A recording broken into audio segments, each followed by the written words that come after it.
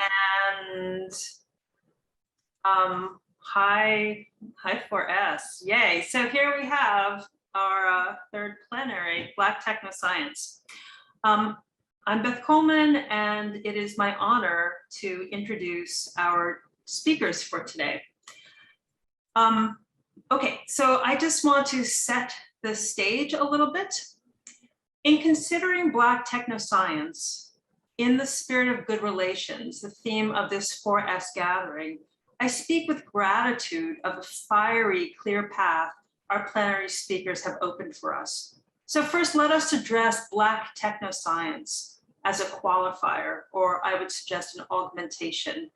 Black has served historically as a signifier of periphery, minoritarian, adjacency, and unconditional and reflexive in relationship to a normative position of white, masculinist, liberal subject.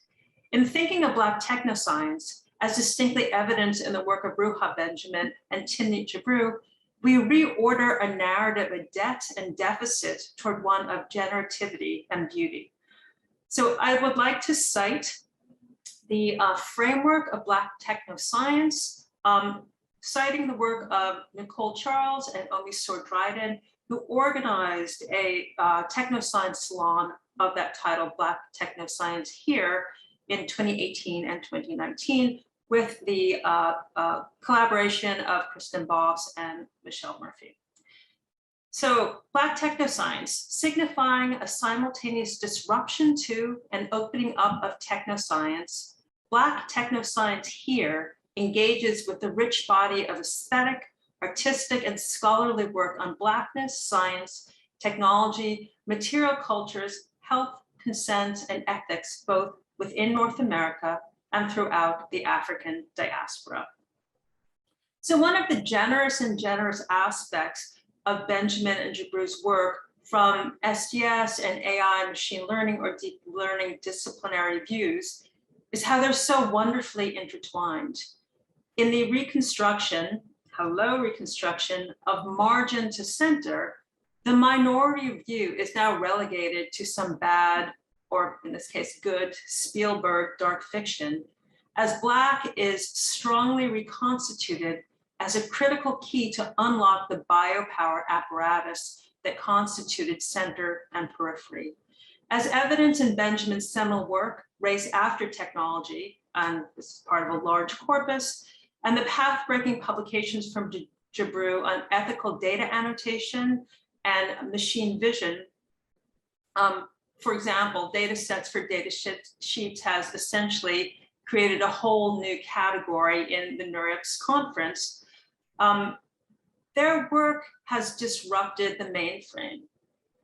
Here we see how systemic valuations embedded and obscured, made opaque to the point of crazy making, or to making us broke, or to making us dead, have placed certain peoples in the margins of the socio-technological matrix.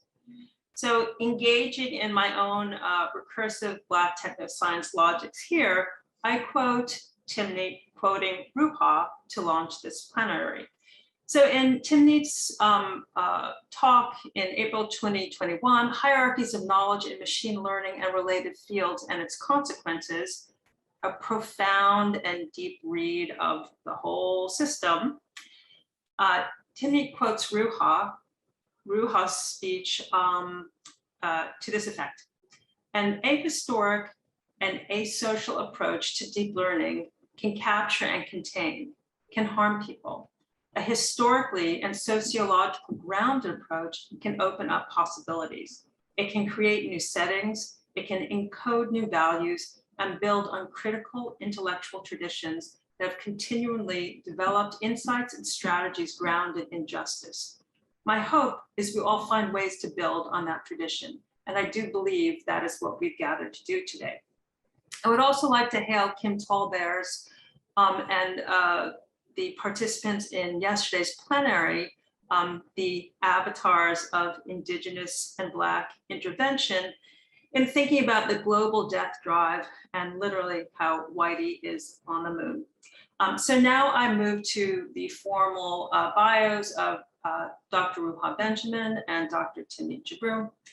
Ruha Benjamin is Professor of African American Studies at Princeton University, founding director of the Ida B. Wells Justice Data Lab, and author of the award-winning book, Race After Technology, Abolitionist Tools for the New Jim Code, among other publications. Her work investigates the social dimensions of science, medicine, and technology with a focus on the relationship between innovation and inequality, health and justice, knowledge and power. Dr. Timmy Gibra was fired by Google in December 2020 for raising issues of discrimination in the workplace. Prior to that, she was co-lead of the ethical AI research team at Google. She received her PhD from the Stanford Artificial Intelligence Laboratory, studying computer vision under Fei-Fei Li, and did a postdoc at Microsoft Research in New York City in the FATE, Fairness, Accountability, Transparency, and Ethics in AI group, where she studied algorithmic bias and the ethical implications underlying projects aiming to gain insight from data. Timnit also co-founded Black in AI, a nonprofit that works to increase the presence, inclusion, visibility, and health of Black people in the field of AI. She's currently setting up an independent AI research institute. Okay, that is fire. So let's, we're gonna have Ruha speak, Timmy speak, and then there will be conversation, and then there will be opportunity for question and answer. So I pass it over to them. So I want to preface this by saying thank you for inviting me here. I might be trying to cram way too much into this 20 minutes, but I was thinking about what I wanted to talk about today. And I was born and raised in Ethiopia, and I'm of Eritrean descent. And there is something really, really horrible that is going on there right now. And I just can't not talk about that. So what I wanted to do was to talk about the things I'm worried about right now, but use and kind of connect it to the paper I wrote that ostensibly got me fired from Google. And it was, I co-authored it with 6 other people, but many of them, so Mark, Vinod, Ben, and Meg were not able to, they were told not to have their names on the paper, so it ended up being 3 of us. And so I want to talk a little bit about some concepts in the paper that I wrote. So first of all, what are large language models? And so large language models are a type of language technology that are trained on lots and lots of data, and specifically data from the internet. So what all these works do is they crawl data from the internet. They use basically like the whole World Wide Web most of the time.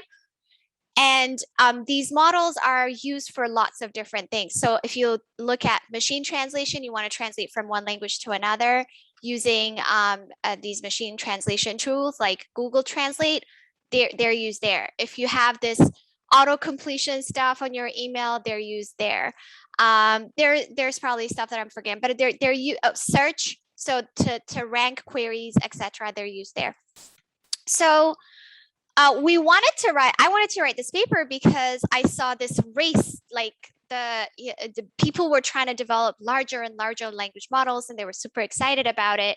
And what we wanted to do was get them to stop and slow down for a second. And so some of the key points that we talked about are some of the potential issues in large language models. So we talk about the environmental and financial cost. We talk about unfathomable training data. That means what happens when your training data is so large. And so, for example, we give an example about how size doesn't guarantee diversity. It might be super obvious for people here, but for our audience, for the people who were developing these large language models, they write as if having just encoding the World Wide Web somehow gives you a lot of diversity, diverse views of opinions. That's how they talk.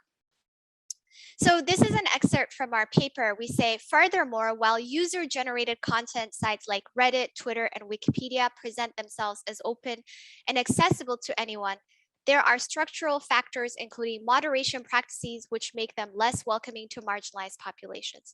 So Reddit, Twitter, Wikipedia, that kind of data is usually what's used in training these large language models.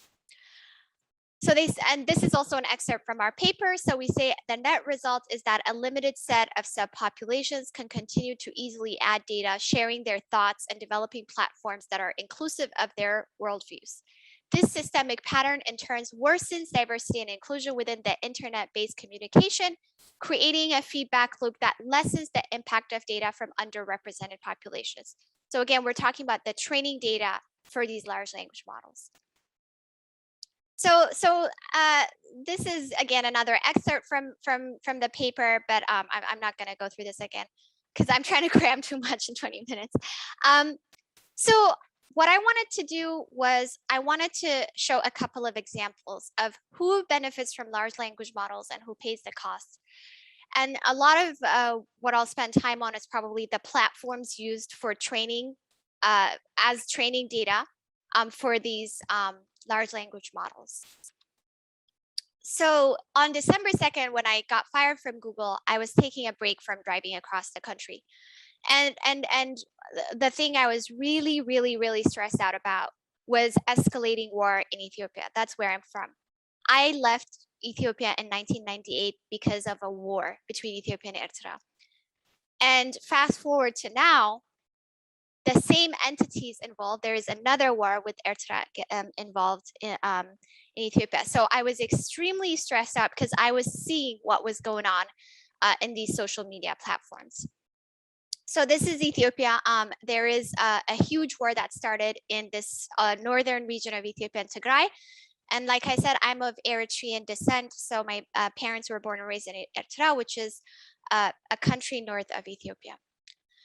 So let's look at large language models. One of the things that large language models are used for is, for example, detecting toxic speech or hate speech or something. So like if you have, if there's some article or something, you have comments, they can try to use it to flag some of these comments as toxic versus not automatically, etc. So in terms of the languages that large language models kind of work with, right?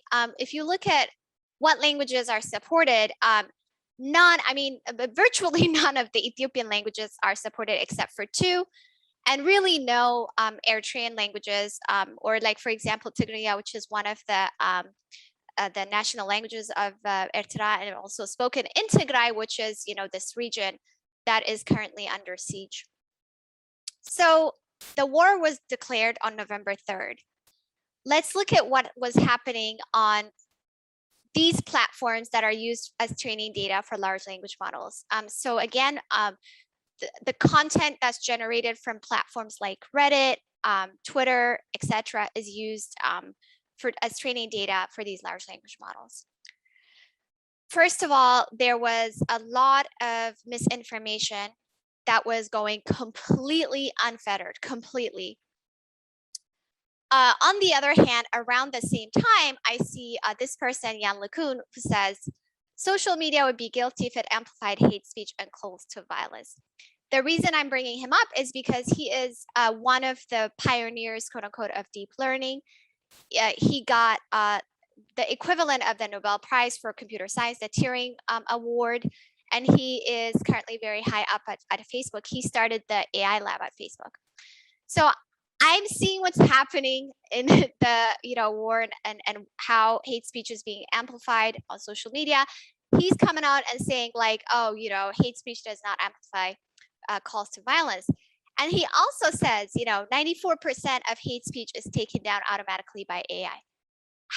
So, okay, what, right? So right now, September 28, 2021, one single post on Facebook galvanized people to commit violence against a specific community. That's September 28, 2021.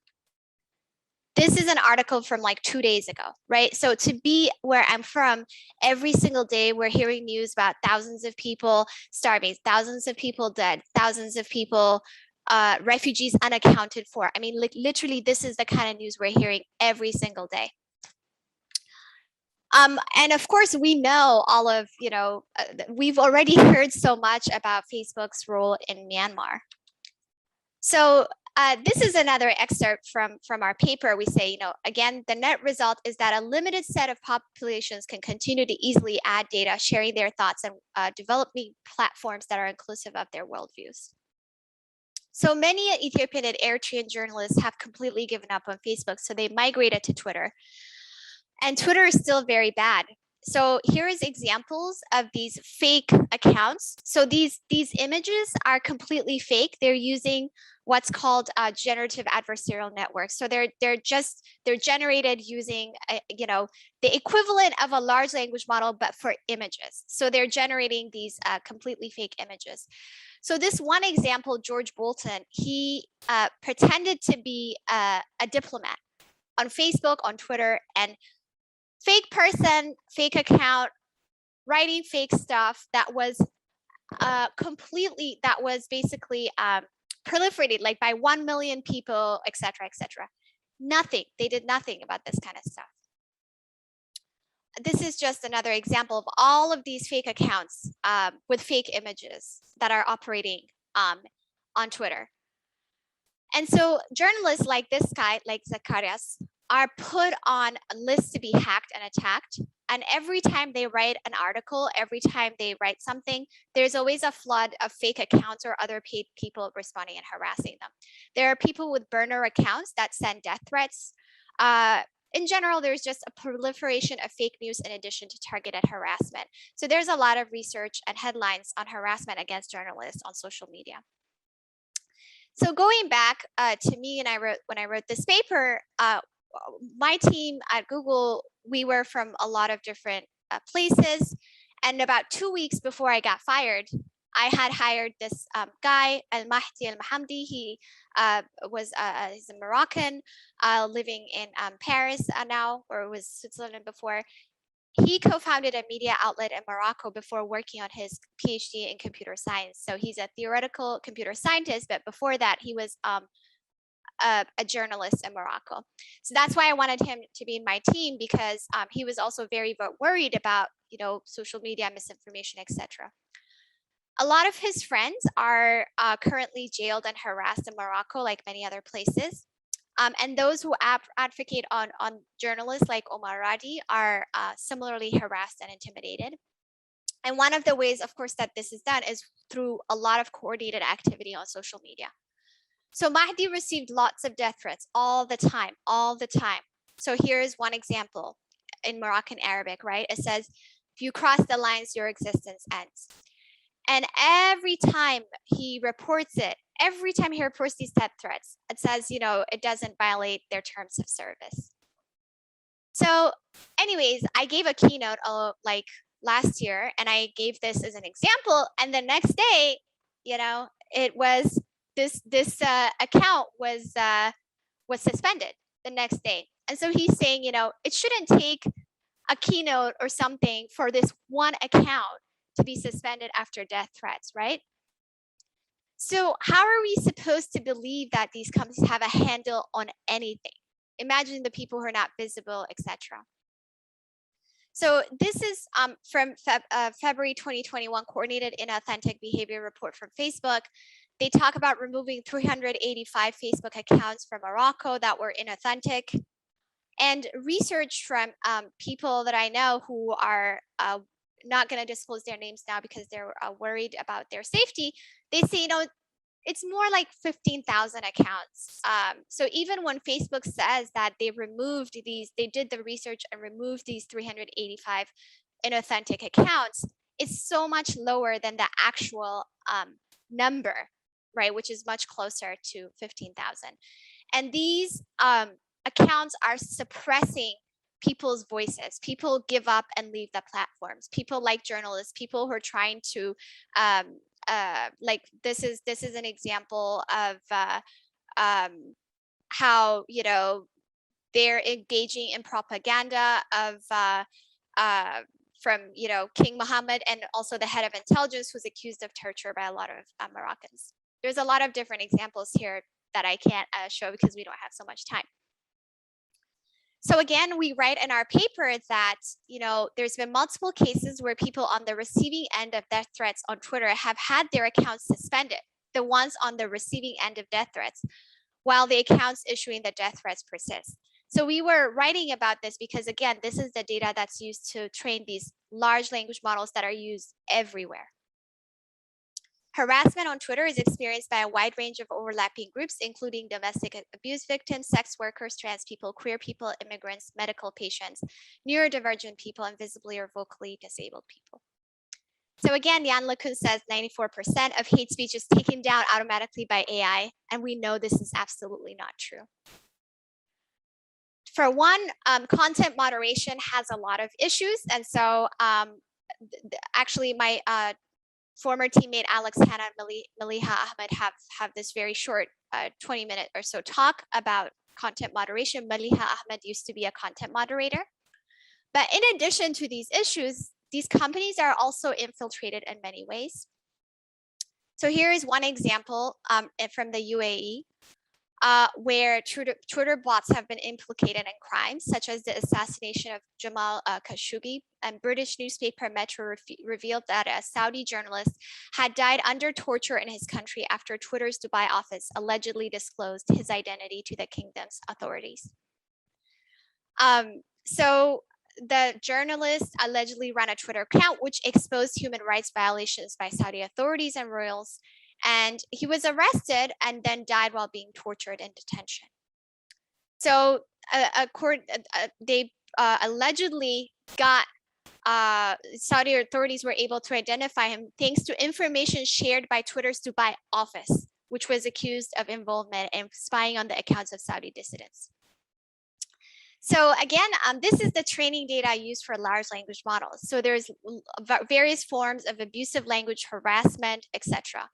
And in return, work on these large language models does not focus on any of the countries, languages, or people for which these platforms are caused so many of the aforementioned issues. So when I spoke up against the war in Tigray, I was similarly harassed, and I saw the same flood of comments by fake accounts, coordinated attacks, etc. And this was the same as when I got fired by Google too. There was a lot of harassment, coordinated accounts, coordinated attacks, etc. day in and day out. And this is Haben Gurma. She's a disability rights advocate. She wrote her memoir, which I suggest that everybody reads it. She also says that never in her life has so many people attempted to crush her voice when she spoke up against the war on Tigray. So many people like this would just either give up and stop talking because the threats are real. Some people get real threats to their homes and leave these platforms, and then the remaining voices are the voices, the dominant voices, amplifying hate speech, etc. And then that in turn is what is used as training data for these models that are used everywhere. So this is this is an excerpt from our paper, which is similarly what I just said. So finally, I want to give one last example, which is environmental racism. And so large language models consume a lot of resources. And this was a whole point of contention when we wrote this at Google. They were like, well, our data centers are carbon neutral, blah, blah, blah. But, even if your data centers are carbon neutral, you still cutting down trees to create, certain types of renewable energy, etc. So they're still consuming a lot of resources. And then, and we know that climate change exacerbates conflict, right? And then, but at the same time, those who consume the most resources are also those who benefit from large language models. So places like Ethiopia and Eritrea, for which the language does not even exist in this language technology, are also the hardest hit from climate change, being near the equator. And so if we look at the conflict in Tigray, many parts of Tigray were struggling with locust invasion because of climate change right before the conflict. Eritrea has gotten progressively drier, and Ertra has one of the highest migration rates in the world. All the people you hear about drowning in the Mediterranean, all those people you hear about, all those migrants, most of them are Eritrean. It's a country of maybe 5-6 million people, but it supplies the highest group of quote unquote migrants, right? In 2017, it was second only to Syria. So this current conflict that I'm talking about is creating a huge market for human trafficking. And this huge market creates, so for example, people go through Libya, they get kidnapped, they get tortured, and the people ask families for ransom, at least $20,000 per person. People can't afford $20,000 per person. And then those who are lucky enough to migrate are met with xenophobia, which is again expressed on social media, which is again what is used to train these large language models that we use everywhere. So if you're interested in understanding, I mean, if you have the heart to watch, there's this film called Sound of Torture. It's a documentary called Sound of Torture about Eritreans who were migrating in 2013. And actually it's dedicated to a person named Timnit, my name, but she was killed in the torture. And so that's why it's dedicated to her. But just to understand the level of what people deal with. So on the one hand, Eritreans have used social media to connect with each other, have a different narrative from the 100%, state-controlled media, and organize on behalf of their people, right? So this is actually the PhD thesis of Abraham Zera, who was a journalist when he was in Ertra. He was in an underground prison for many years. He escaped. He's now in the States, and he talks about social media and how it was used by activists, diaspora activists. This is literally from yesterday. These are these refugees in Libya right now that are being targeted by government, raids. The refugees are currently in Libya targeted by many raids from the authorities. So this is a letter that they posted on Twitter, right? And so they wouldn't have been able to have this direct access to us if they didn't have these platforms. This is from just right now. I looked this up right before I gave this talk, and this is exactly what's happening. They're basically kind of trying to raise awareness about what they're dealing with and expose atrocities. And this is a queer rights activist in the Ethiopian diaspora. They founded an organization, and they were saying that for them, even though they're harassed and get death threats and everything on social media, for them, they were saying that, they think that they've been able to have a voice from these platforms. On the other hand, we know some of the issues that these platforms are proliferating, and they're just being held not accountable at all. And especially in the places that are not considered important. Like Sophie Chang said, if they don't think that there is a PR issue that comes from it, they don't do anything. So this is a quote from Mahdi, who was talking about how, it's great that everybody talks about a ban of Frankenstein drones, right? This is an example of a drone that operated without a human operator and like hunted down a person, which is obviously very scary. But he says that social media algorithms have more deaths on their hands through medical disinformation and warmongering, which I'm seeing it in my own, I guess, places that I considered home. So I don't really have anything to say except that, this was the thing on my mind when I wrote the paper that I refused to retract without further conversation. It wasn't just, out of the blue or whatever. And so that's kind of what I wanted to share with you today, mostly because this is something that's really important for me that I'm extremely worried about, that I don't feel like we've been talking enough about. And so I'll hand it off to Ruha. I see something about borders, so I'm actually very excited to hear your talk.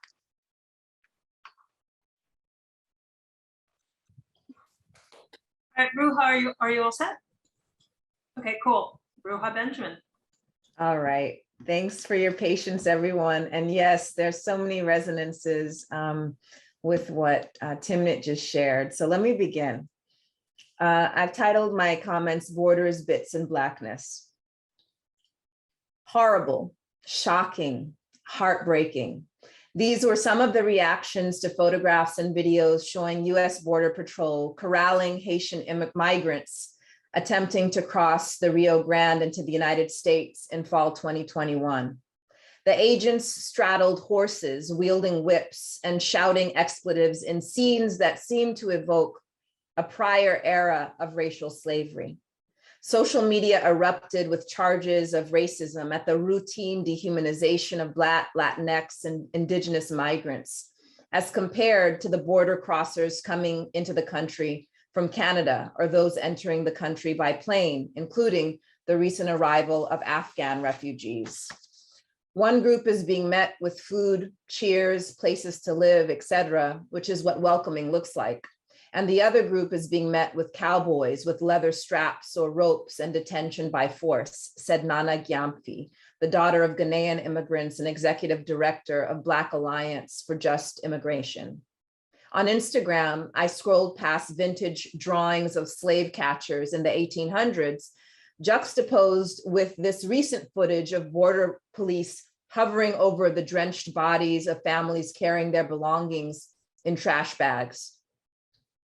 Scrolling further, one friend posted a video of Joe Biden in a 1994 PBS interview with Charlie Rose, in which Biden says, if Haiti just quietly sunk into the Caribbean or rose 300 feet into the air, it wouldn't matter a whole lot in terms of our interests. Another friend posted the words of poet Worston Shire. You have to understand, no one puts their children in a boat unless the water is safer than the land. The Biden administration knows the land is unsafe for those in Haiti. It acknowledged the dire conditions in the country earlier in the year when the administration announced that Haitians already living in the US were eligible for temporary protected status, TPS, but new arrivals seeking asylum need not apply. Instead, the administration proceeded to expel migrants crossing in from Mexico, many of whom had been residing in South America since 2010, since the 2010 earthquake in Haiti. Now they were being sent back to a country experiencing political violence and ongoing humanitarian disasters. For Allison Parker, US Managing Director at Human Rights Watch, the US government showed a total disregard for the right to seek asylum when it sent agents on horsebacks with reins flailing to control and deter this largely Black migrant population. This violent treatment of Haitians at the border is just the latest example of racially discriminatory, abusive, and illegal US border policies that are returning people to harm and humanitarian disaster, said Parker. True. But what I'd like to emphasize today is that it's not only border agents on horseback that make the scene violent, it's borders, period. These political constructions are tools that perpetuate global inequalities and premature death. For political geographer Rhys Jones, the existence of the border itself produces the violence that surrounds it. By refusing to abide by a wall, map, property line, identity document, or legal regime, mobile people upset the state's schemes of exclusion, control, and violence. They do this simply by moving, says Jones. This latest spectacle of border violence against Haitian migrants captured widespread attention, perhaps because it falls on the most obvious end of a carceral continuum that seeks to contain racialized populations in the name of public safety and public health. But what of the more insidious end of this continuum? Already, the Dominican Republic is employing a digital ID system that discriminates against those of Haitian descent. And as Eve Calif explains in this new book, DR balked at pressure to recognize the national status of persons of Haitian ancestry and retroactively strip tens of thousands of persons of Haitian descent of their Dominican citizenship. As with the uptake of digital IDs around the world, the state lauds these technologies as more effective way to ensure citizens get access to public goods and services. In practice, ease and inclusion for the privileged rest on discrimination and exclusion for already marginalized populations. In terms of Black technoscience and how we as a community engage with these developments, I think our task is not only to critique or even suggest tweaks to the technology in order to make them less biased, but to address the socio-political conditions that give rise to scarcity and surveillance in the first place. Moreover, I think what we do well, is connect obvious forms of political harm and social discrimination with these more diffuse tools and techniques, immigrant databases, digital IDs, and electronic tracking systems, to name a few. For all the talk of smart borders, which use the latest in biometric face verification, aerial drones, and data fusion centers, borders are just becoming more sophisticated sites of racialized surveillance, displacement, and death.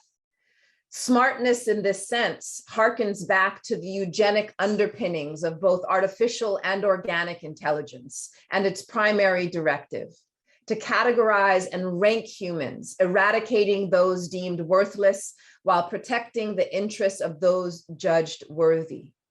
Like the flood of images depicting Haitian migrants determined to find refuge, Black technoscience is called on to hold a mirror up to the everyday violence of borders that rarely captures public attention, much less outrage.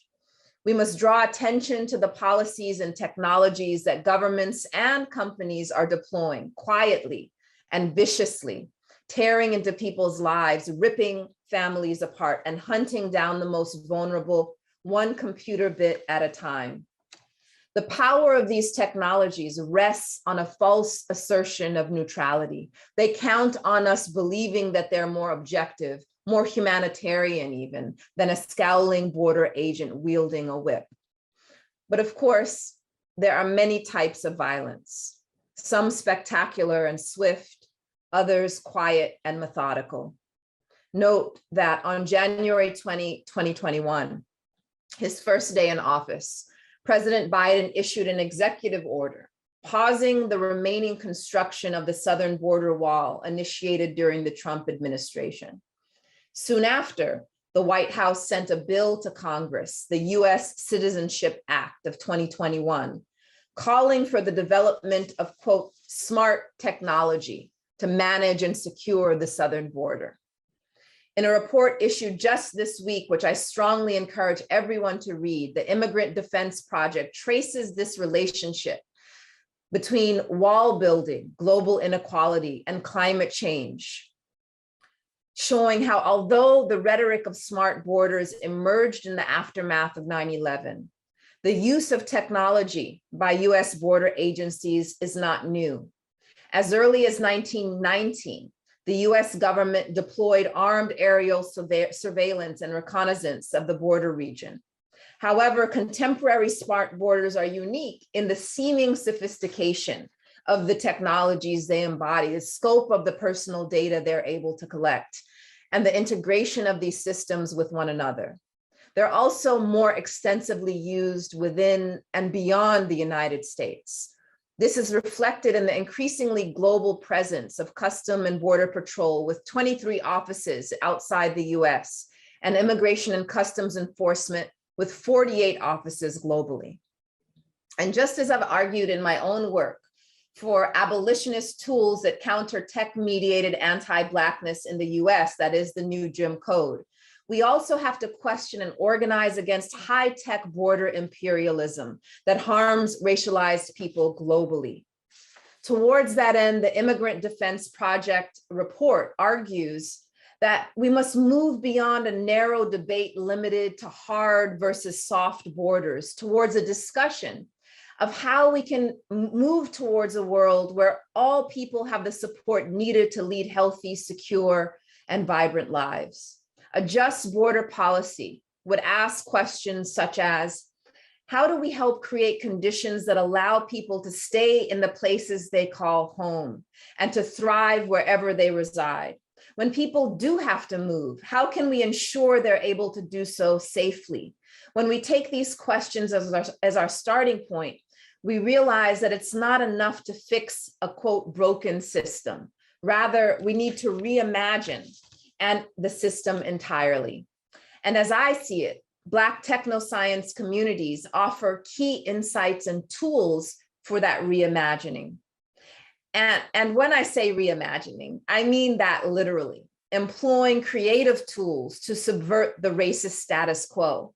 As when architect Ronald Rael imagines binational libraries where people share information and knowledge, where the border becomes nothing more than a bookshelf, or his design of a teeter-totter, where the actions on one side have a direct consequence on what happens on the other side.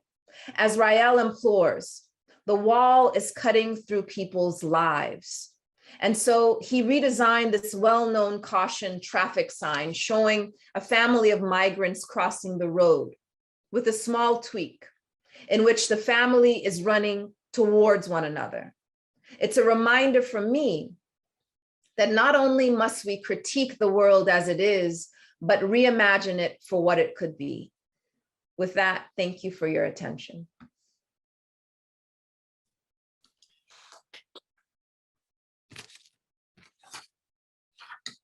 Hi, thank you. So do you guys want to talk to each other first? I just can't believe, like, we didn't talk at all before our presentations and Mind meld, you know? Okay, sisters, just different. Yeah. So I know that you've got things that you want to say to each other. I'm just going to start doing a little bit of weaving here. Carceral continuum, borders, cultural and linguistic, illegibility, deep fakes, digital ID, electric tracking systems, eugenics is shaping statistics. How we count things continues to track all of those violences. And yet, particularly Ruha's evoking of refusal, reimagining, and remake, the question that I would just ask you guys to continue to open up more, because it's implicit in the work that you presented. How are you either in your own work or are you seeing in the world kind of managing the space between the critical audit, the correcting of racist technologies, and the generation of new possibilities, of new space? Yeah, I can jump in just because it dovetails exactly from the Immigrant Defense Project. I put the report in the chat for folks to look at, but you know, one of the main ways that I've been trying to, what I think of as integrate a critical and creative approach to technoscience is one, through teaching. So I think all teaching is creative work, and teaching not just in the four walls of a classroom, but public education, popular education, all of that. So I think that is a site in which criticality and creativity often go hand in hand, but specifically in the last year through the Ida B. Wells Just Data Lab, working with students beyond the classroom, what we do is we're partnering with organizations, including we partnered with the Immigrant Defense Project on research that the organization conceives of as meaningful to their advocacy and to movement building. And then students work with the organizations and teams around that. And so if you go to the Just Data Lab website and look at the projects, you'll get a little flavor of what that looks like in terms of pedagogy and research. But more recently, right now, this semester, the lab is doing for the first time, like the entire lab is working on a project, not just in teams. And what the description of our project is reimagining safety. And so essentially what it is so we know that crime data is routinely weaponized against Black communities. So the question for us now is, what does it mean to create community well-being data, or to create a framework, even if we say it's not even data that we need, but articulate a framework in which it's proactively describing what it means to feel safe, not through policing, but what we actually need to create life-affirming context. And in the process, students are interviewing abolitionists throughout the country as part of that reimagining, and creating this framework that then can be used essentially so that we can at the same time say crime data and criminalization, we're against that and we need to dismantle that. And then in its place, what do we want to foster, and how do we count it? How do we look for it? How do we know when we've created it? And so I will just invite people to probably join us. We'll probably have a public roundtable in January based on our findings. Right now, the students are interviewing abolitionists to create this community well-being data. And you can think of it, I mean, the closest thing you can kind of think of it is kind of like the happiness index, you know, that you hear the global happiness index, but it's really thinking at the local level, what it means to foster a sense of safety and well-being that does not rely on policing.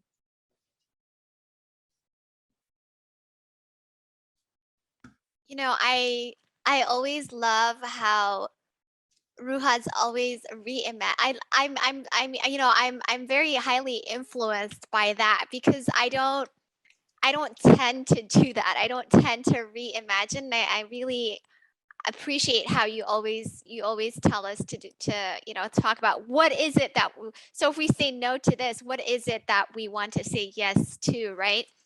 That's a bit difficult, because sometimes there's the long term and the short term, and sometimes when you're working on the short term, it can be hard to kind of take a step back and think about the long term, right? For example, like in my talk about social media and what's happening in Eritrea right now, etc., we're so worried about right now, what's happening right now. The refugees are right now in Libya. They're right now getting, arrested. The journalists are right now not doing that. So like we need to protect them, and the war is happening right now, the migration. So it's sometimes very difficult to take a step back and think about the future.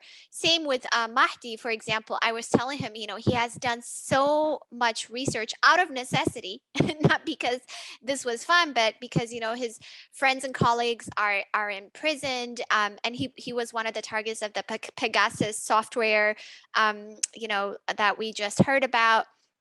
And so he's constantly trying to he was working on actually helping this specific journalists, trying to get their trying to make sure that they're not in prison, but they are. And so I guess I don't really know. We need more people working on it. We need more time, because we can't, it's so difficult to work on the specifics right now, and also time to think about, oh, what do we want in place, right? What do we need to do in place? So I don't know how to create more of that, more time, so that each of us can focus on a little bit of now and a lot of in the future, or something like that. Because when we're always just under attack and we're constantly thinking about now, we don't get to reimagine. We don't get to think about, okay, what do we want in place of this thing that we're currently, trying to stop. So that's sort of kind of, what's on my mind, right? When we're talking about, for example, these social media, large language models, whatever, it's so difficult for me to think about, okay, what is an alternative thing that I want in place, in place of what's happening right now. I'm more thinking about, how do I deplatform some of these horrible people that are, causing a lot of harm? How do I stop these, my friends and family from being under, I don't know, how do I raise awareness? And so how can we create more, how can we give ourselves more time to think about the future, is what I'm thinking about right now. And I'm so amazed. Ruha is so good at doing both all the time. I'm not sure how you do it. But you notice, like, for me, the answer to that is that I can't do all of that. Like, literally, that's why my goal is to mentor 100 students every year to take over. Like, you know, it's the kind of thing where even a few people can't, it's not possible. So part of it, I think, going back to this being a research network sponsored event and about a Black technoscience community, I think we really have to think about cultivating community, grow the network, you know, grow the number of researchers and practitioners working in this area, because that's one of the keys to being able to work on multiple fronts. Like, we can't all do everything, but we need everything. We need to be, you know, working on different fronts. And so, yeah, it's not at all a testimony to me, but just about setting up a structure which to cultivate that potential and capacity in others, especially students. The questions are starting to roll in. Do you want to start hearing questions, or do you want a little bit more conversation? I'm not sure. Why don't we hear questions to let other people be part of the conversation too? Okay, great. And Timnit, when is Jan LeCun going to figure out he needs to stop tweeting? That was another time I had a whole issue. So this is the thing. It's, you know, when to engage and when not to engage is always an issue. The first time I engaged with him, I then started getting death threats and all this stuff too. Like I had a whole thing. So he doesn't have to. That's the thing. He just gets to do that. You know, he's not held accountable. And he's one of the reason I wanted to talk about him is that he's the person setting the agenda for the whole field. Right. Right. So if Obama's rendered white, hey, that's just the data set. Let's take it to Senegal and we'll get a different outcome. Here's a question for Reginald Royston. How does the framework concept of fugitivity play into these concepts? Are there places of Black sovereignty that we can utilize in these efforts at Google scale? I don't know, Ruha, do you have that? I mean, I had a response up until the Google scale. Yeah, I don't know. I mean, part of it, I mean, anytime we have conversations about scale, part of my thinking is that bigness is not always good. Like, you know, you always get the question, how do we scale this up? And for me, sometimes it's like, no, we don't. Like I think finding also that fugitivity and sovereignty, like localized, specific, organic, you know, sites of it. And I can point to some of those. That's partly what I've been writing about over the last year for this next book. And so, you know, I think of something like Cooperation Jackson, which is a collective of cooperatives in Jackson, Mississippi, predominantly Black city, that includes a makerspace. It includes technological sort of infrastructure. It includes a community garden. It includes housing. It includes recycling. You know, so many different dimensions of it. And you know, I don't think the point is to scale that up, but to foster that potential of Black cooperatives in many different places that will take on its own regional and local flavor. And so at the same time, when we question and we push back against the harms produced by big tech, it's not just the tech part perhaps, but the big part too, the monopolization, that we don't necessarily want our version, the social justice version of Google. And so I would encourage us to look, and I think it also is liberating when you start looking down and you see, you know, in different communities, actually there's a proliferation of experiments and community building and things that we can learn from and we can adapt. And so to that query, this is exactly, I think, what I've been looking at now and I'm writing about, which, and that this focus, this book will come out next year on this. There's a question from Lucy Suchman. Thank you for these powerful talks. A question particularly for Timnit. Do we really need LLM? Do you see an abolitionist path with respect to these and related data-driven infrastructures? I'm not sure if we need large language models. So in our paper, what we wrote, I don't know about the answer. I don't know if the answer is exactly no or really, I can't, definitely not yes, but I can't say yes, we need them. But like what we were trying to do in our paper really is the most basic things, is saying we should ask the question, do we really need these tools, and why do we really need them? And really, so I know that's very basic, but we were trying to get to an audience that completely assumes that the assumption that this is inevitable and it's there and we need the scale, like Ruha was saying, this scale thing is completely, the assumption, it's not even questioned. Of course we need scale. Of course, you know, we need to have that kind of data. So I'm not convinced that we absolutely need it. And the fact is that I think that I'm not convinced that the the benefits outweigh the harms. So, so the question is, you know, what exactly is language technology being used for, and what uses are the ones that we want to keep? And how do we tailor, you know, the research to that, right? And right now, all research on language technology is basically completely dominated by these large language models. And my view is that if we started from the question of what task are we trying to accomplish and why, I'm not sure if we would have gotten to the large language models part, because if it wasn't so dominated by big tech companies that have as much compute as possible and all the data, whatever, I think that alternative methodologies might have come forward. So that was the conversation we were hoping to spark in this paper, you know, just that, like, the fact that we should ask this question of, do we need these large language models to start with? Here's a question from Marcelo Castro. Ruha, as you look to partner with governments and other stakeholders to address techno-racist issues, how to overcome the theoretical and practical difference and contradictions to coordinate political economy-focused interest?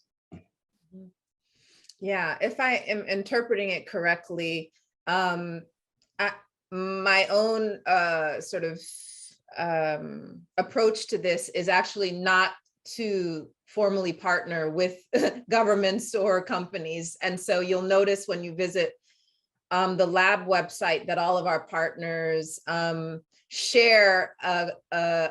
shared critique of racial capitalism and are working towards police and prison abolition, and have a shared orientation around the political economy in which technology is currently designed and how we might want and how we would want to imagine it. So as of now, I have been, I have not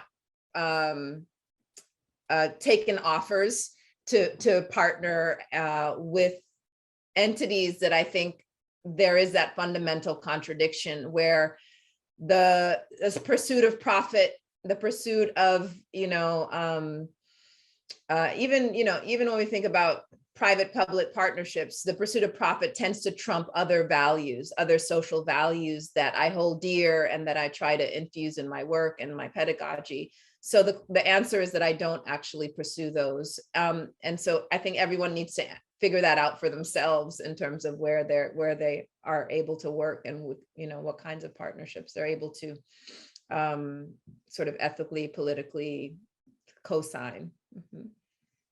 Yeah, I mean, Timnit, you've made also the observation that the university is not exactly safe haven either. I mean, nope. That's why I didn't want to. So when I got fired, a lot of people were like, well, what, you obviously don't have academic freedom in a company. You should have gone to academia. I'm like, I was in academia. I dealt with so much. I mean, that, I mean, I haven't really spoken up publicly about it, but I don't think there's academic freedom in academia. There's academic freedom for some people, and others get it if they're lucky and they have a good advisor or whatever. But most people, contingent workers, postdocs, students, etc., you know, the people, immigrants with visa issues, that's dangled, right? Like, oh, if you don't do as I say, then look, we're not going to renew your visa. So, and I was saying that from what I understand, academia is second only to the military in terms of sexual harassment. So, you know, from what I saw in a lot of, in my space, the incentives to do long-term research in AI and computer science, the publications are so fast. Like every few months, someone has to write a new paper, and in academia too, that's the incentive, right? Structure. So yeah, so there's no way I was gonna go back. I was gonna go back to that.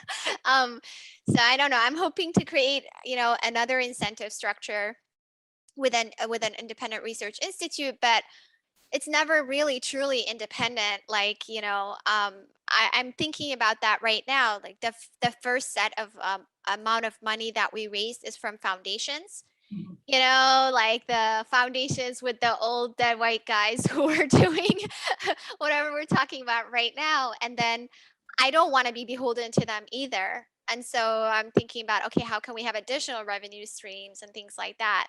But it's, you know, it's something that I'm really thinking about. It kind of worries me because you're not really truly independent, and you have to think about exactly what Ruha said. Like, what are you okay with? What are you not okay with? So each person has to make that decision. I've got a question from Banu Subramaniam. Clarifying question for Professor Gebru. Clearly companies are purposefully not shutting down. I'm not a professor. Thank you for, you know, that's Ruha. I haven't earned that title yet, so. We'll just call you doctor. Doctor. Do you have the technology to fully shut down hate groups should they choose to? In other words, is it about their political will, or even if they do, is it still tough to keep track of proliferating fake sites and bots? I think in my view, the first one as well, because as Sophie Chang said, if they don't feel like it's gonna create, you know, a PR disaster, the amount that they spend is so little in my view. And if they spent what I think is the amount that they should spend, the amount of resources and people and everything, first of all, it is complex. I'm not saying it's not complex. That's one of the things I wanted to show in my talk, is that there's an interplay of, you know, political actors, infiltration, the automated stuff is hard, you know, the context that you need to know. But even past that, there's clear genocidal speech proliferated everywhere. I take screenshots and try to send it to people and stuff, and they don't do anything about it. And I think if they spent the amount of resources that they should spend, they probably make their profit margin would be this much, because they would have to spend so much of their, you know, money and efforts to try to keep us safe. To me, that's at the crux of it. So if they're not forced to do that, they just won't, because again, the profit, wanting to make profit at the cost of everything else trumps it. So for example, in the Moroccan situation, when Mahdi was trying to talk to people at Twitter, or no, Facebook, people were saying, oh, they're so focused on the US elections, which is true. They should be focused on the US elections.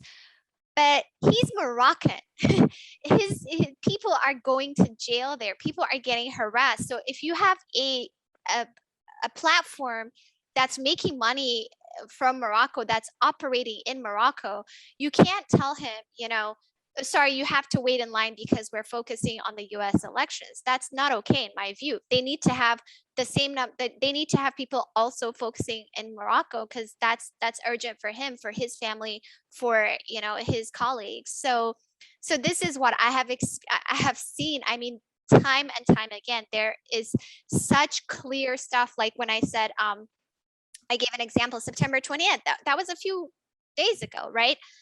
this is after, you know, the Facebook whistleblower, I forgot her name, Francis, she talked about Ethiopia in the hearing. So this is now, and even still, we can point to specific pages and that have not been taken down. They're still there, that have been inciting violence very, very clearly. So I think if they really wanted to, absolutely they would, absolutely. But they are not forced. They're not gonna do it at the cost of their profit, and there's nothing that forces them to do that. Yeah, I mean, Facebook spends millions of dollars keeping Facebook clean already. So just to follow up on that, Ish, Ed Nutting asks, are some AI data modeling technologies being driven only by the need to tackle the problems of having one company with too much data power, a single network too large for them to handle? If we limit the size of any single company's user base, would the need for some of these technologies disappear, along with many of the far more damaging problems they cause? And Ed is running Midspace, our open source platform for us. He's one of the designers. I don't know Ruha, the do you have answer. something? I don't quite know the answer to the second question, but to the first, what it made me think of is that there are a number of bills, 5 or 6 of them currently being proposed in the US that are around antitrust bills that are targeting the various ways in which these monopolies are affecting workers, affecting quote users or customers. And so this particular issue in question is right now in the crosshairs and is a main focus of debate around the power and the harms associated with the bigness of tech. And so for those who haven't followed what's happening with that legislation, it's a good place to start. In terms of, oh, sorry, I was going to say something about the models being driven by, so I think that there are some tenets that are being driven by this, for example, large and scale, and it's unclear why that would help anybody except for the large companies. And so the idea that you want to automate everything. So I can imagine, so for example, maybe the type of technology they were talking about is, you know, automatic hate speech detection or something.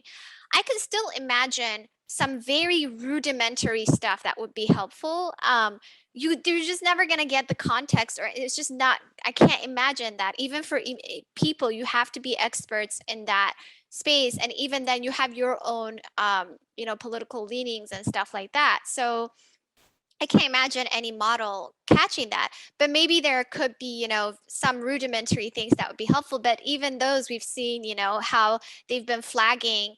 I mean, there's all sorts of issues with those. Like, for example, if you have in terms of toxicity detection, we've shown, people in our team have shown just simple things like if you say I am a man versus I am a gay man, the toxicity of the second sentence would be higher. The models would say the second sentence is more toxic than the first one, which is, it isn't. I am a gay man is a perfectly, it's not, you know, it's a neutral sentence, right? So that's the kind of stuff they're using to detect, you know, hate speech and things like that. So, so I think that, you know, you can, I think that you can still have some rudimentary type, you know, some rudimentary models that can detect these things. But what they're trying to do right now is there's this assumption, of course, we can't hire people and take care of them and make sure their mental health is okay. And we can't, you know, moderate all of this content because of the scale of our company. So we're going to try to work on AI instead, right? That's an unquestioned assumption.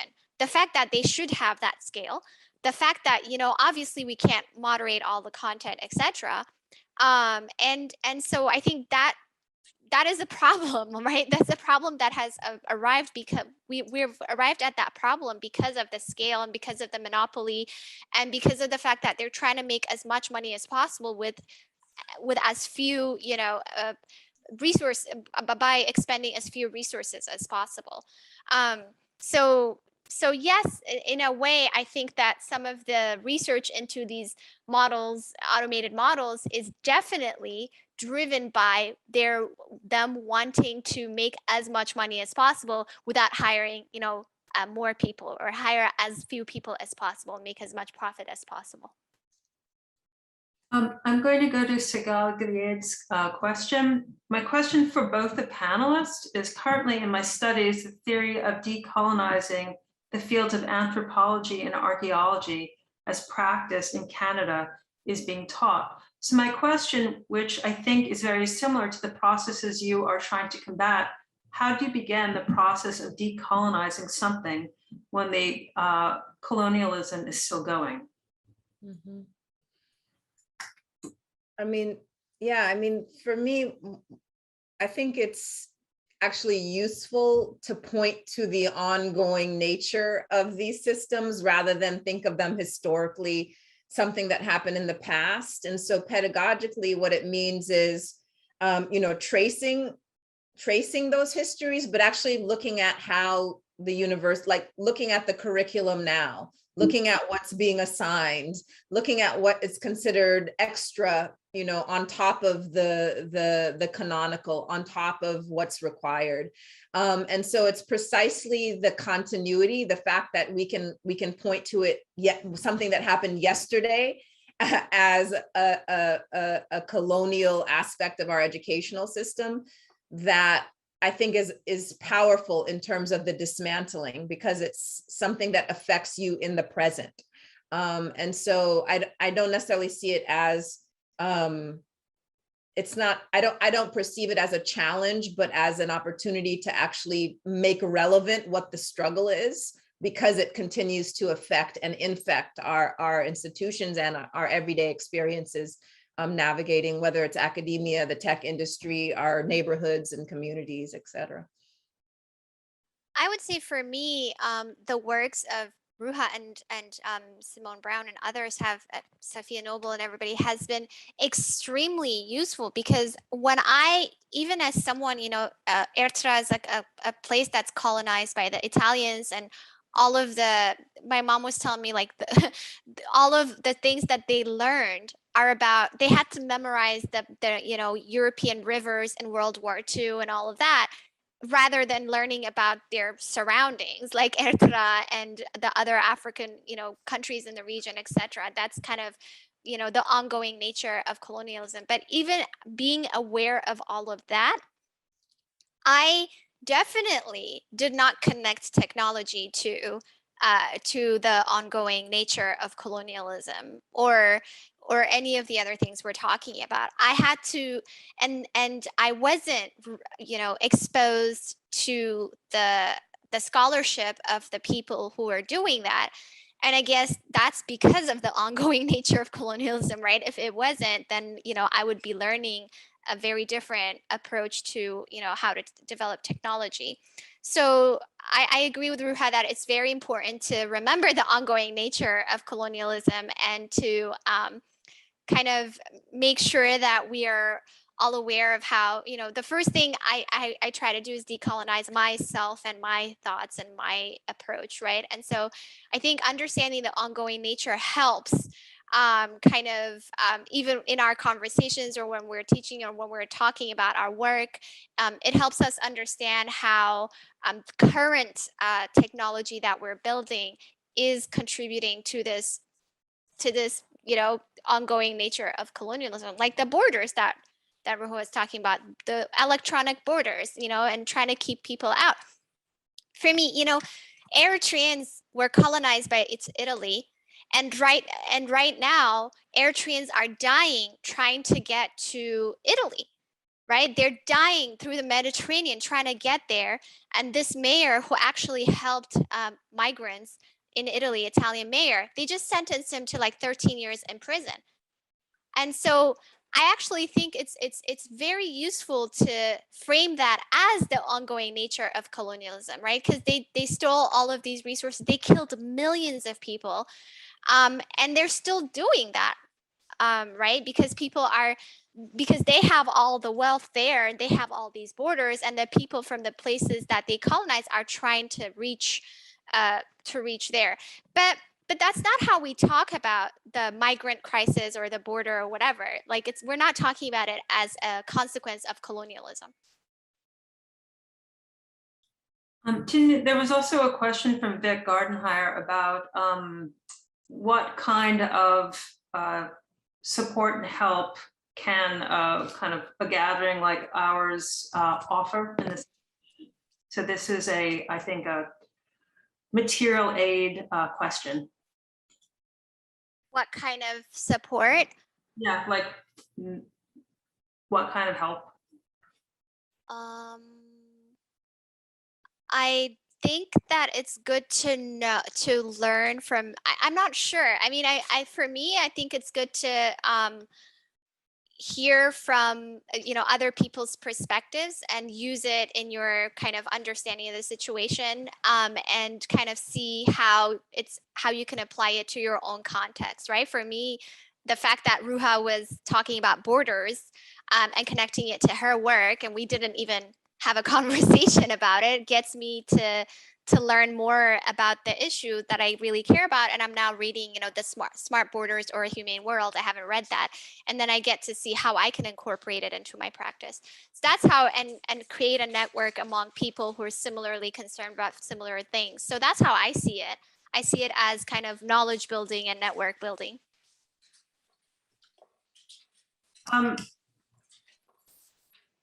Rohan Hildbrand-Chutt asks, I'd be curious to hear your thoughts about similarities, differences, and relationships between border technologies and social media platforms, especially the tensions regarding the goals of reform and expanding who's included versus the goals of abolition or breaking up larger platform companies.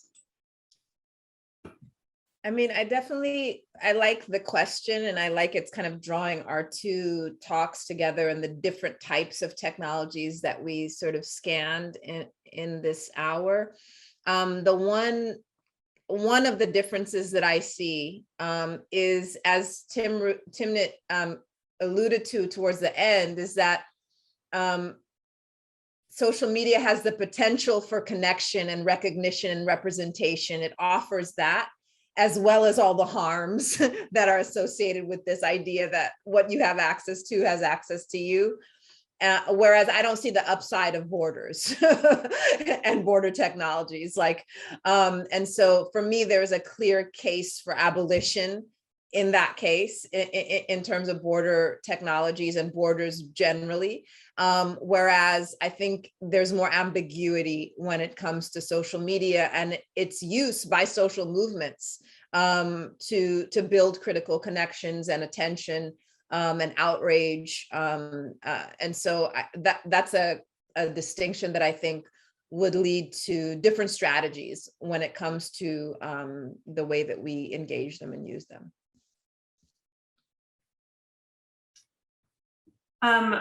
There's a question from Science World. Thank you for the powerful work. When I think of Jackson, I think of the radical tradition from which Mayor Chowaki Lumumba and his father drew inspiration.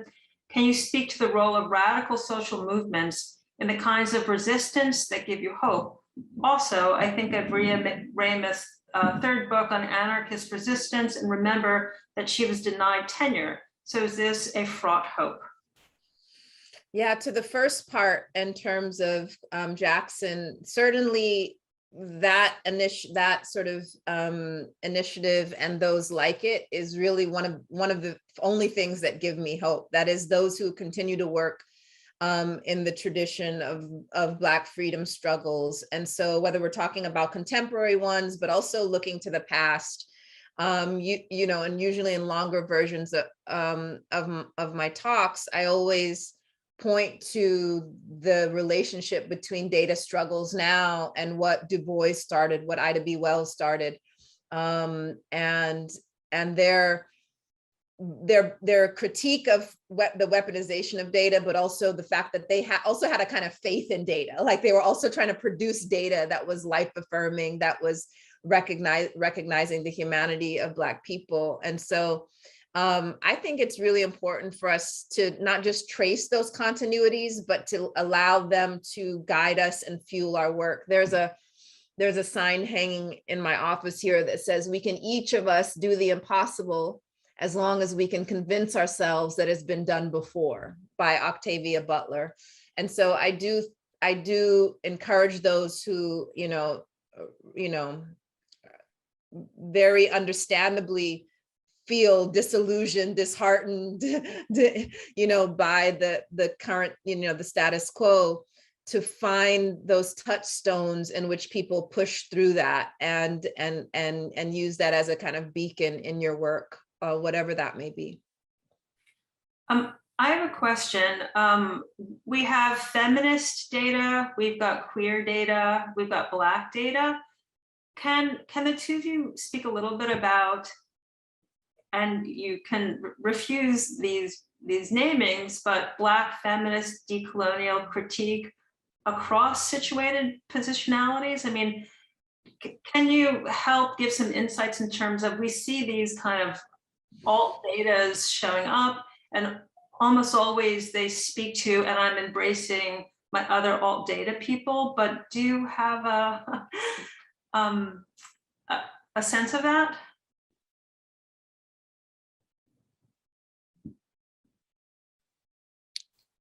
I don't know. I mean, I can say a bit more kind of following up on what Ruha was saying, right? Using critiquing and contesting data, right? Like, and working towards your privacy, etc. But then at the same time using it to expose some of the issues we're dealing with, or using it to support, to help ourselves, right? One of the things in terms of language technology I was reading about was people in New Zealand, the Maori, who generated their own data for speech recognition using local radio stations, and they kept it. Some American company wanted to buy it from them, but they kept it. They want to use it for language revitalization of their own communities. They didn't want to sell it to another company. They were like, these are the same people who beat the language out of our grandparents. So we're not going to do, colonization again. But it's not like they're completely rejecting this technology, which in sometimes, of course, refusal is the answer. But in this case, they were saying, okay, we're going to use this tool as a way to revitalize our language, and we want to make sure that it's done in a way that helps our communities, that supports our communities. So I guess this is similar to some of the other things you talked about, but indigenous, right? Indigenous data. So those are some of the things that come to mind when I think of, Black feminist, queer data, decolonial, theory, things like that. This is one example that came to mind.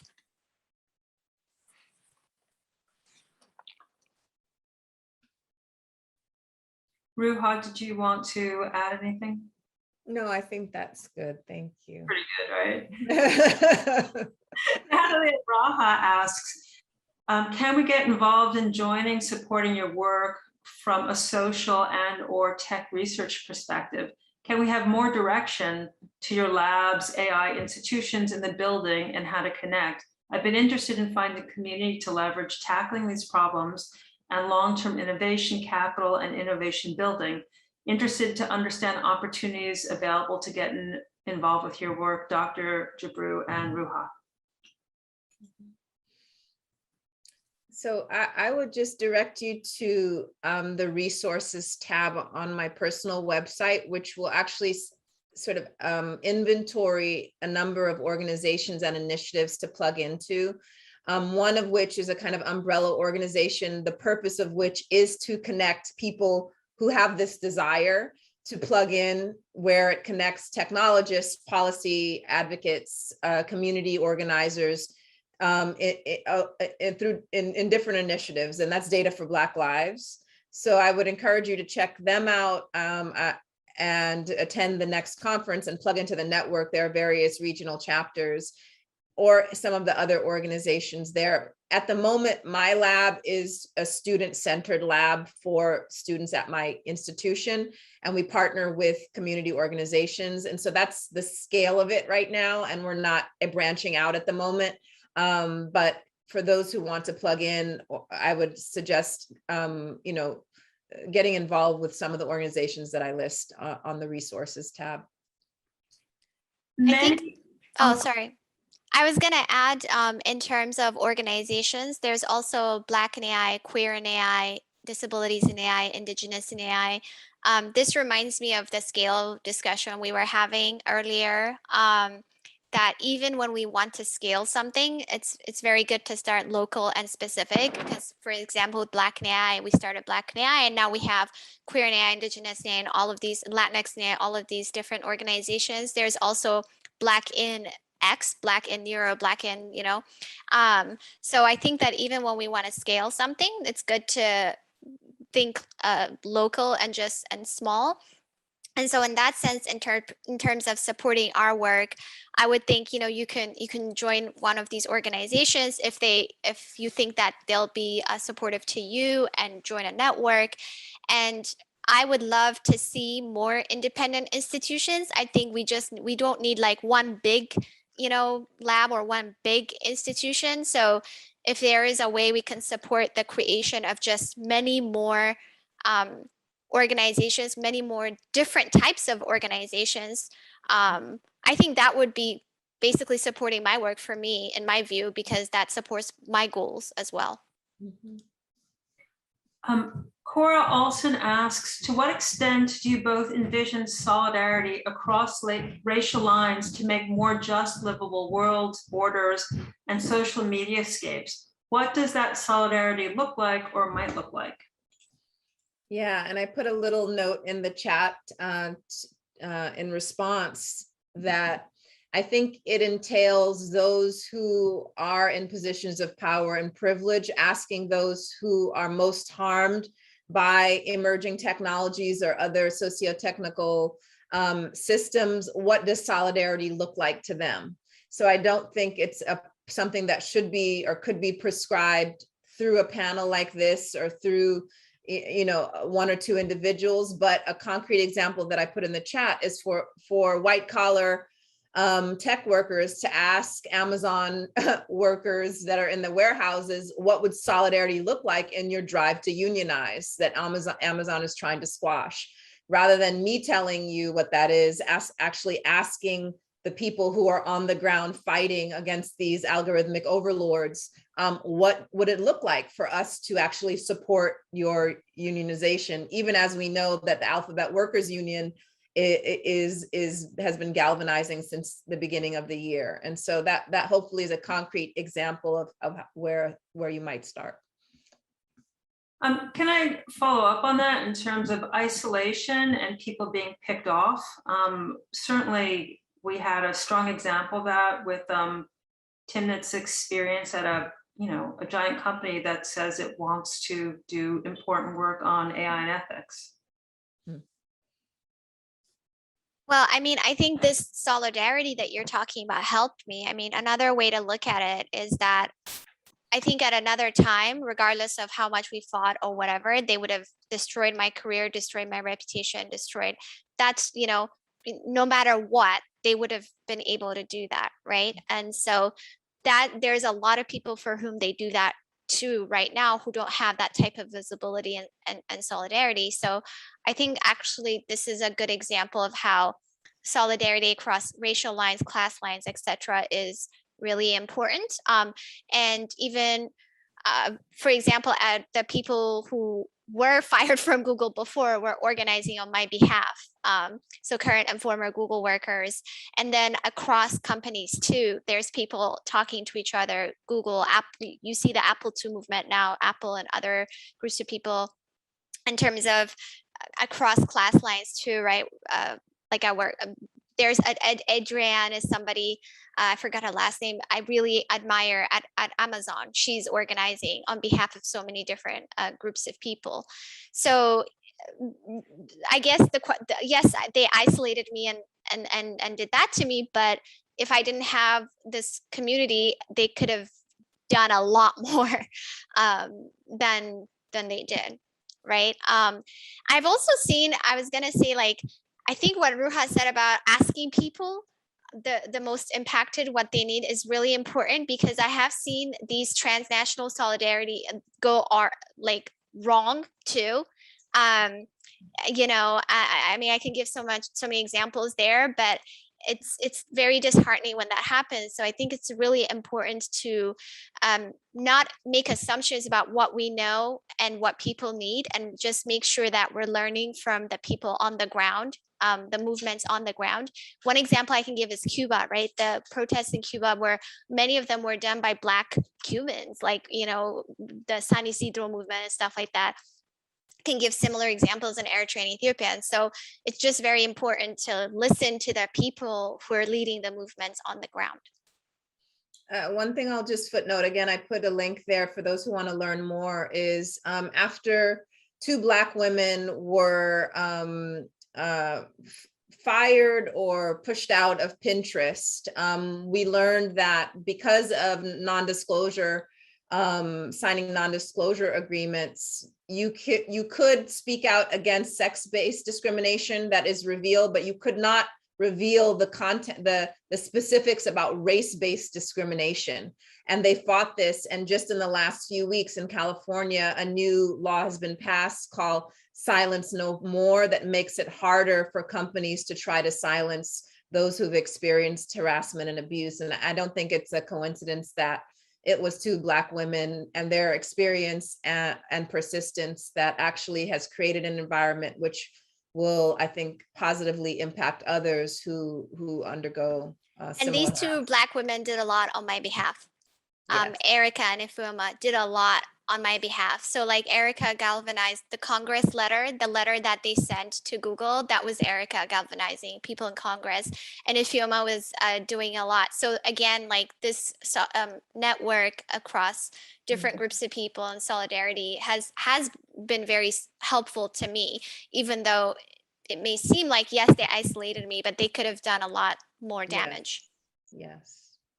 So we've got maybe one more question, and then we probably all need to go recharge, because this is beautiful, energetic output, and we got to take care. So this is from Laura Meek. Thank you for these incredible talks. And again, there's lots and lots of notes that are just thank you, and in different languages. So we're all saying thank you. I'd like to ask if you see at this moment an opening for renewed activist academic collaboration between US Black studies and continental African efforts to disrupt racial capitalism, example, Bayo, Ako, Molafe, and others. What's interesting is one of the biggest regrets for me, things that got canceled for the pandemic, was a conference that Timnit organized in Ethiopia that I think it partly really exemplifies this. Maybe you could talk about that conference. I was gonna say that for me, it was, for example, in thinking about Black and AI, it was extremely important to establish those diasporic movements across the continent and the African diaspora. And that was very important for many reasons. But for example, there's all of this, African-American divide that people talk about, right? And that's because our conversations, in my view anyways, our conversations and our views of each other are mediated by white supremacy, white media, right? Not each other. Our experiences are extremely similar in many ways, but there's this mediation that happens. And so I think it's really important to have that solidarity and networks. And so for me, the way I've been trying to do that, for example, is understanding that academics in the African continent many times don't get to talk about the African continent. All the people in these states get money to talk about whatever poverty in Africa or something like that. And so I was calling up some of my friends, some of my colleagues that I met because of these different organizations, whether it's Data Science Africa, Black AI, or Deep Learning Indaba is another one. Ruha, you spoke there, right? You spoke at the Deep Learning Indaba in Nairobi. Yeah. And so I it was very important to meet people and make connections there. And we even have a collaboration. So one of the people I called in South Africa, I asked her, if you had unlimited money, unlimited resources, what would you work on? Right. And then she said, I would work on analyzing spatial apartheid, like the evolution of spatial apartheid using this data. So we started working on that. It was in 2017. We, I had a student, an amazing student who grew up in a township. So this project was like super, very important for her and very personal for her. At every step of the way, the white teachers in South Africa wanted to fail her. Like it was a whole thing. But I think having this cross, continental kind of collaboration, really, I think it was good for all of us. So I know that, I don't know, I mean, maybe Ruha, you can correct me, but when I talked to people in the 60s, they told me that this collaboration existed a lot more then. So when I talk to people from Ethiopia who came to the States, a lot of them were actually involved with the civil rights movement here. A lot of them were involved with Malcolm X and some other people, specifically Malcolm X, they told me. And then they went back to Ethiopia and many of them were killed, many of them were in prison. But like there was this,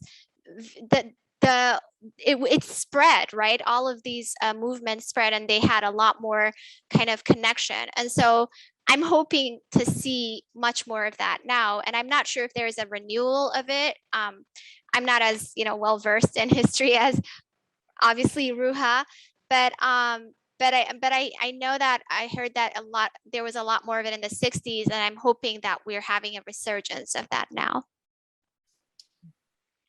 It's 4:40. Ruha, do you have anything to add to that? No, I just I was just clapping and putting in the chat, yes, a source on that history of Black internationalism for anyone who's interested. But yeah, I just really appreciate your example too of that South Africa connection and the challenges of that. Thank you. Okay, let's go drink some water, recuperate, and go build the rest of this. Thank you. Yes, thank you, Beth. Thanks everyone behind the scenes. Thank you. Bye. Thank you. Bye.